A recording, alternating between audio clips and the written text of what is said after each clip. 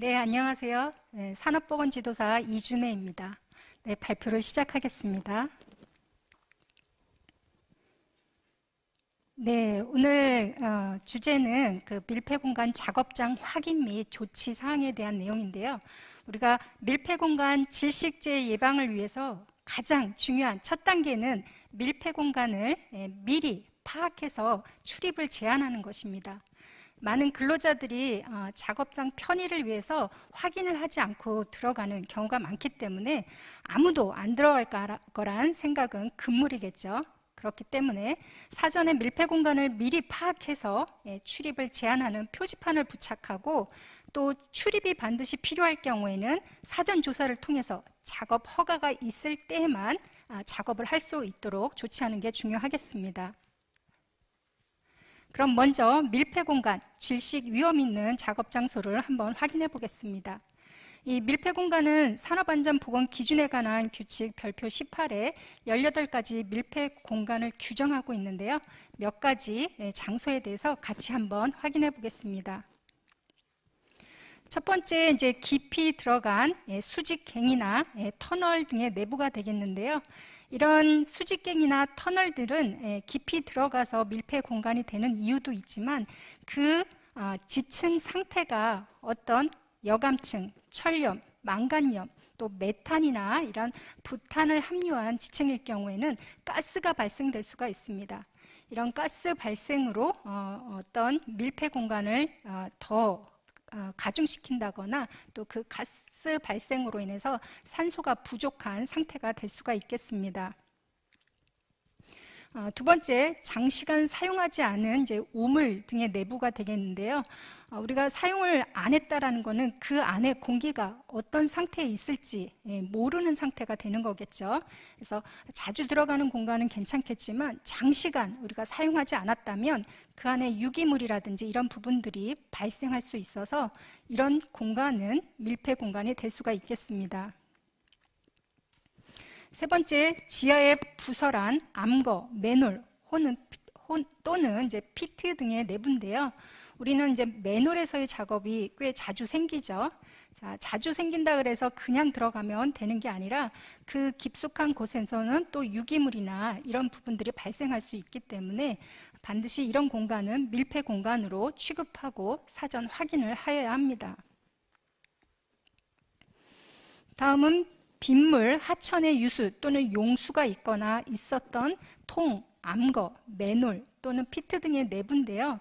이런 유수들이 계속 흐르면 공기가 괜찮겠지 이렇게 생각할 수 있지만, 이 안에는 유기물이나 여러 가지 부패한 물질이 있을 가능성이 크기 때문에 밀폐 공간으로 간주하고 취급하셔야 합니다. 다음은 장시간 밀폐된 강제 등의 내부인데요. 이런 공간은 강제 자체 때문에 산소와 만나서 이렇게 부식을 하거나 산화되는 경우가 있기 때문에 그 안에 산소 농도가 적어질 수가 있습니다. 그렇기 때문에 보일러, 탱크, 반응탑과 같은 강제로 이루어진 내부는 산화에 의해서 산소가 부족한 상태가 될 수 있다는 것을 꼭 아셔야 합니다. 다음은 산소를 흡수할 수 있는 물질이 들어있는 저장시설이나 선창의 내부인데요. 우리는 저장시설의 안에 있는 물질로 인해서 산소가 감소할 수 있다는 것을 꼭 아셔야 됩니다. 특히 석탄이나 강제, 원목, 곡물들과 같은 경우에는 그 안에서 산소를 흡수해서 산소가 부족한 상태가 될 수 있으니까 이런 부분들이 들어있는 저장시설은 밀폐 공간으로 간주하셔야 합니다. 통풍이 불충분한 시설의 내부에서의 작업은 그 자체로 밀폐 공간이 될 수가 있습니다.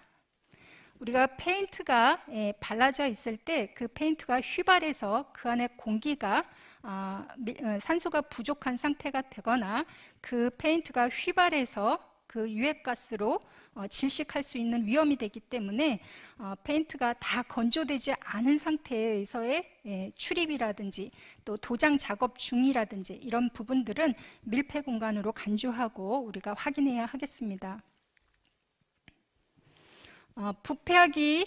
부패하거나 분해하기 쉬운 물질이 들어있는 내부입니다.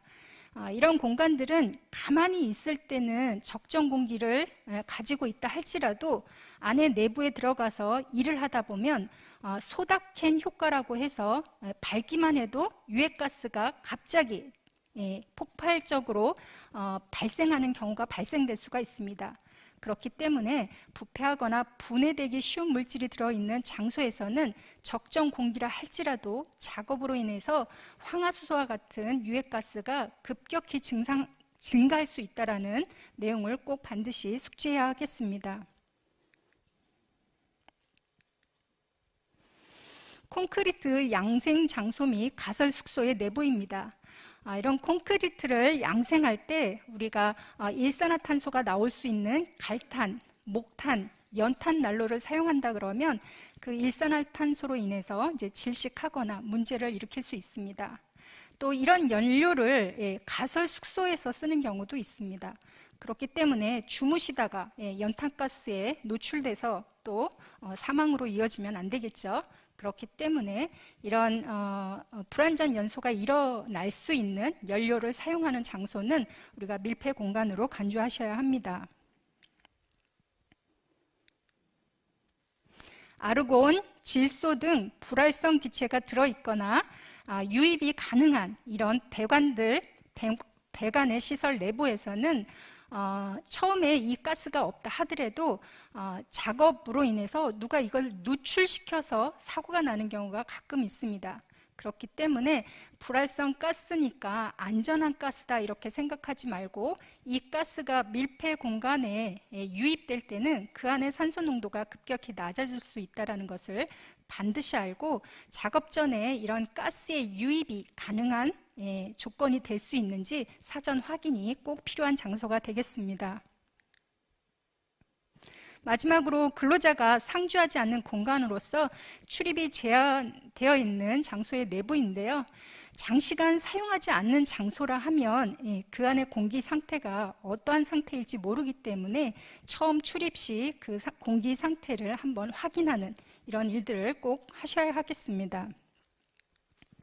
자, 이렇게 밀폐 공간 작업장을 확인했다 그러면 가장 중요한 것은 출입을 제한할 수 있도록 표지판을 잘 부착해서 누구든 함부로 허가받지 않고는 들어가지 않도록 관리하는 것이 제일 중요하겠죠. 자, 그러면 밀폐 공간 내 작업 시 조치 사항에 대해서 알아보겠습니다. 밀폐 공간에 들어가지 않도록 일단은 표시는 잘 했지만 작업을 해야 될 경우가 있겠죠. 그러면 작업 공간, 밀폐 공간 작업 시작 전에 반드시 해당 조치 사항을 잘 확인하고 허가를 할 수 있도록 하는 작업 허가서를 발행을 해야 됩니다. 이 작업 허가서에는 작업하는 날짜, 기간, 장소, 또 작업 정보를 기재하고 또 이 작업을 하는 관리 감독자, 또 그 안에 들어가는 근로자, 또 외부의 감시인은 누구인지 이런 작업자 정보가 들어가 있어야 되고요.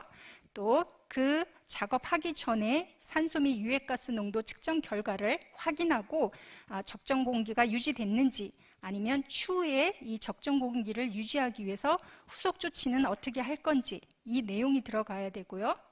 또 작업 중 불활성 가스 또는 유해가스의 누출이나 유입이 가능한 상태인지 왜냐하면 적정 공기인지 알고 작업하러 들어갔는데 다른 작업자가 질소가스를 유입하는 밸브를 열 수도 있는 상황이 될 수가 있겠죠.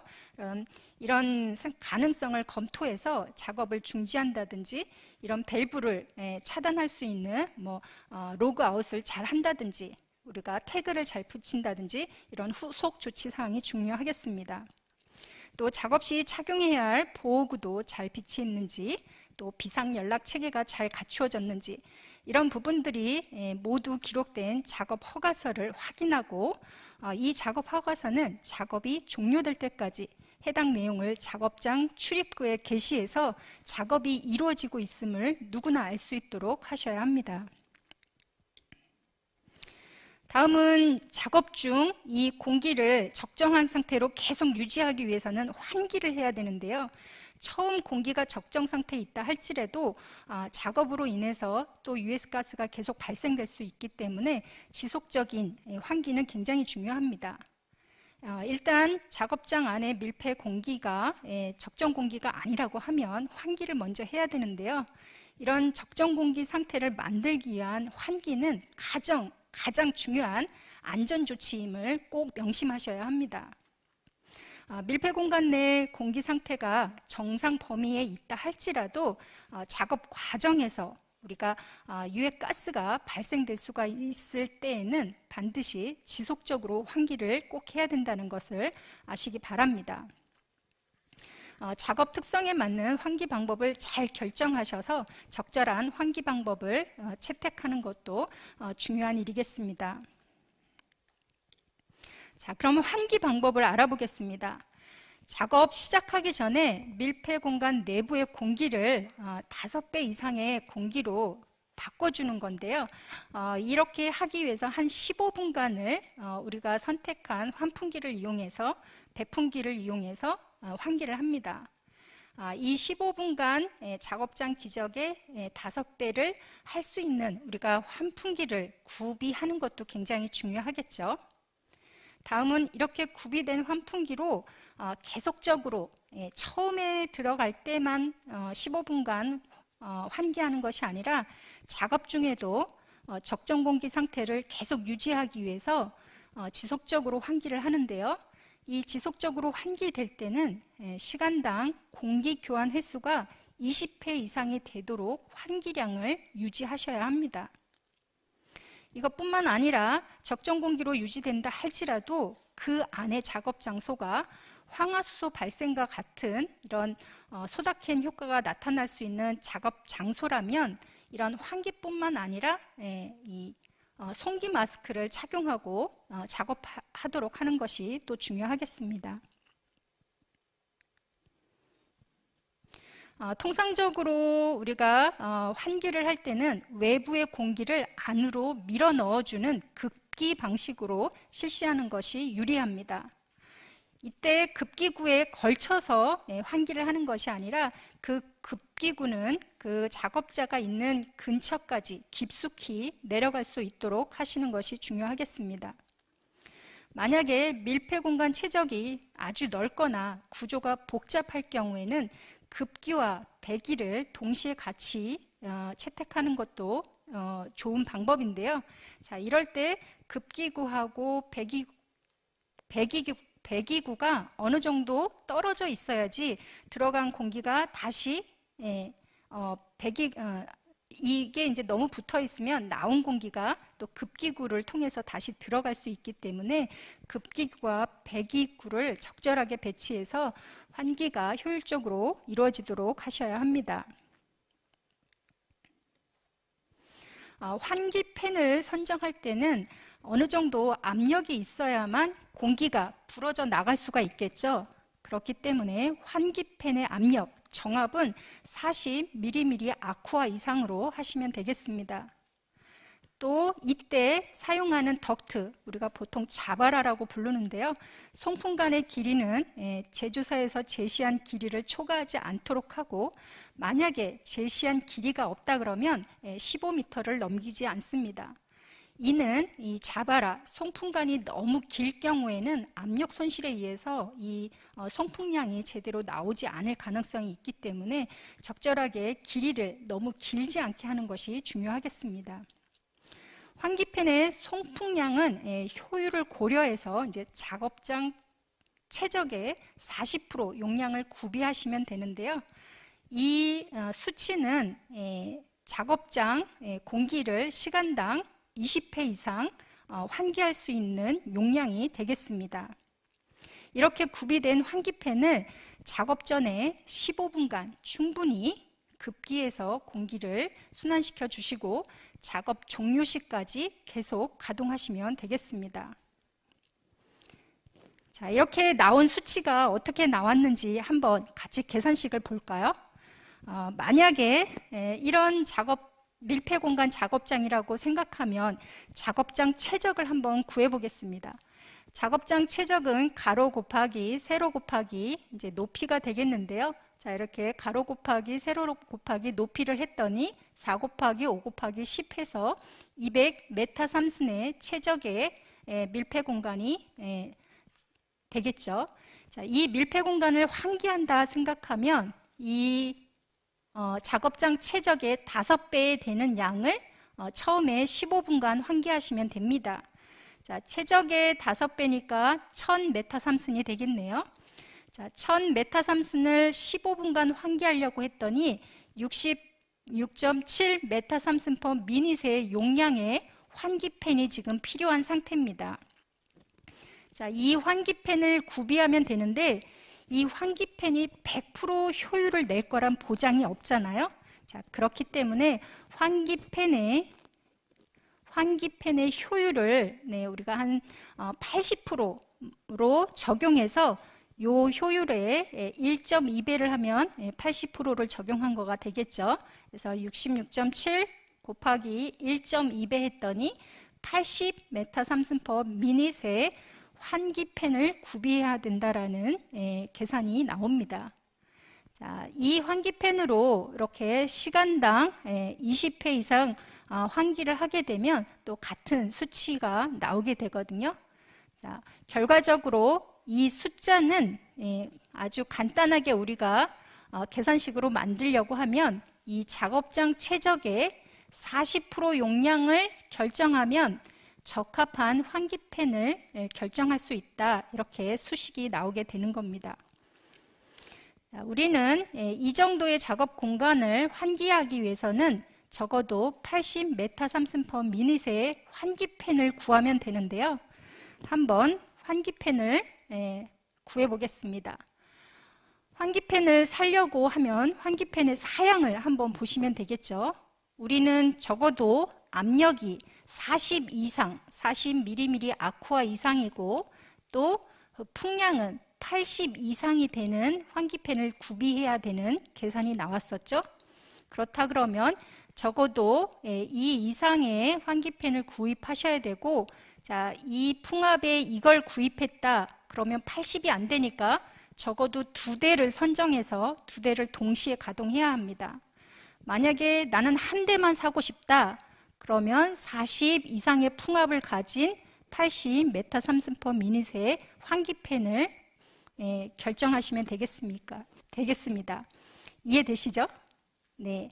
그리고 만약에 그 안에 유해가스나 폭발의 위험이 있다면 이렇게 방폭형의 환기팬을 구비하는 것도 중요하겠습니다. 하지만 이렇게 송풍기 사양이 우리가 원하는 단위로만 써 있으면 명확하게 이해할 수 있는데 각 제조사마다 이렇게 단위를 다른 형식으로 적용하는 경우가 있습니다. 자, 여기 같은 경우는 m삼순/hour 시간당으로 환기를 표시했고 또 압력도 미리미리 아쿠아가 아니라 파스칼로 이렇게 단위를 적어놨죠. 자, 이럴 경우에는 우리가 이 단위를 환산할 줄 알아야 되는데요. 이런 부분들은 미리미리 아쿠아라는 거는 이 아쿠아가 물이라는 뜻이죠. 그래서 미리미리 H2O랑 같은 의미를 갖고 있고요. 또 파스칼은 이 미리미리 H2O, 그러니까 미리미리 아쿠아보다 10배 높은 값이라는 것을 알아두면 어떤 제조사의 단위가 나와도 우리가 문제없이 우리가 선택할 수 있는 용량을 구할 수 있을 것입니다. 또 어떤 회사는 미터 삼순/미닛을 이렇게 CMM으로 큐빅 메타 퍼 미닛 이런 식으로 표현하는 경우도 있고 또 메타 삼순/hour를 이렇게 CMH 이렇게 표시하는 경우도 있으니까요. 혹시 제조사마다 이런 풍량이나 압력의 단위가 조금 틀리다고 하면 긴장하지 마시고 이런 부분들을 우리가 단위 환산을 통해서 정확한 환기팬을 구비하시면 되겠습니다. 자, 마지막으로 이제 종합을 하면 밀폐 공간 환기 방법. 자, 최소 정압은 40mm 아쿠아, 미리미리 H2O 이상의 힘을 가진 환기팬을 결정하시면 되고요. 또 송풍관의 길이는 너무 길면 압력 손실이 발생하니까 적어도 15m 이하가 되도록 하거나 제조사에서 권장한 기준을 준수해 주시기 바랍니다. 송풍기의 용량을 결정할 때는 밀폐 공간 최적의 40%, 0.4를 곱해서 그 해당하는 용량의 환기팬을 구비하시면 되겠습니다. 이 계산식은 시간당 공기 교환 횟수 20회를 적용하고 환기팬의 효율을 100%가 아닌 80%로 안전을 적용한 기준이기 때문에 충분한 용량의 환기팬을 구입할 수 있는 조건이 되겠습니다. 이렇게 결정된 환기팬을 가지고 작업 전에 15분간 충분히 급기하시고 작업이 끝날 때까지 계속적으로 환기팬을 틀어두시면 되겠습니다. 마지막으로 이렇게 적정 공기가 유지되는 공간이라 할지라도 아까 말씀드렸듯이 유해가스가 들어올 수 있는 공간이라든지 황화수소가 발생할 수 있는 공간이라든지 이런 부분에서는 우리가 송기 마스크까지 착용하고 출입하시는 것이 중요하겠습니다. 자, 마지막 밀폐 공간 질식제 예방 관리. 첫 번째, 밀폐 공간 위치를 미리 파악해 출입하지 못하도록 제한하는 것이죠. 자, 출입을 해야 될 경우에는 반드시 사전 조사를 통해서 작업 허가서를 득한 후 작업하셔야 되고요. 작업할 때는 작업 전 15분, 또 작업 중 지속 환기하시는 것이 중요하겠습니다. 네, 이것으로 발표를 마치겠습니다. 감사합니다.